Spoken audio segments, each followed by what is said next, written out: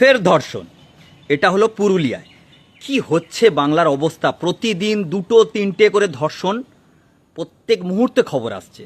কি বলবো, এটা হলো তান্ত্রিক সাধনার নাম করে ধর্ষণ। কি অবস্থা এবার পুরুলিয়ার ঘটনা, সেটা আপনাদের সামনে তুলে ধরবো, আপনারা দেখুন এবং আমার কমেন্ট বক্সে জানিয়ে যাবেন বাংলায় এ কী পরিস্থিতি হতে চলেছে, কি পরিস্থিতি হচ্ছে। আমরা তো এর আগে শুনেছিলাম বিহার, গুজরাট, উত্তরপ্রদেশ, ত্রিপুরা, এর আগে দেখেছি আসাম, রাজস্থান। বাংলায়ও কি সেই একই ধাঁচে চলতে চলেছে? বাংলায়ও কি সেই একই পরিস্থিতি হতে চলেছে? দেখুন তো, প্রতিনিয়ত, প্রতি ঘন্টায়, প্রতি মিনিট, প্রতি সেকেন্ডে আমরা একই আওয়াজ পাচ্ছি।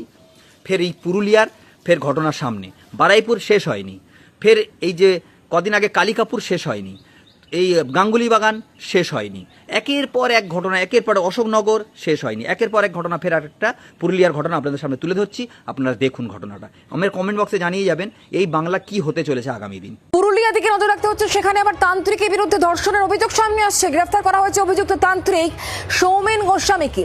পুরুলিয়া বড় থানার আক্রো গ্রামের এই ঘটনা। তন্ত্রচর্চার নাম করে এক যুবতীকে ধর্ষণ করা হয়েছে, এমনই অভিযোগে তোলপাড় পুরুলিয়া। গ্রেফতার করা হয়েছে অভিযুক্ত তান্ত্রিক সৌমেন গোস্বামীকে। পুরুলিয়ার বড় থানার আক্রো গ্রামের ঘটনাটি। তন্ত্রচর্চার নামে আসলে এক যুবতীকে ধর্ষণ করা হয়েছে, এমন অভিযোগে উঠে আসছে।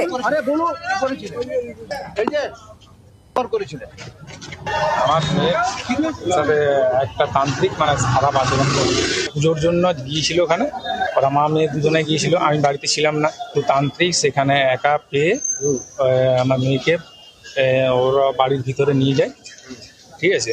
তারপর ওকে মানে ছিলতানির চেষ্টা করে। তো মাকে বলেছে তুমি এখানে বসো, আপনার মেয়ের সাথে আমি একটু এখানে ভিতরে যাচ্ছি, কিছু একটা ব্যাপারে।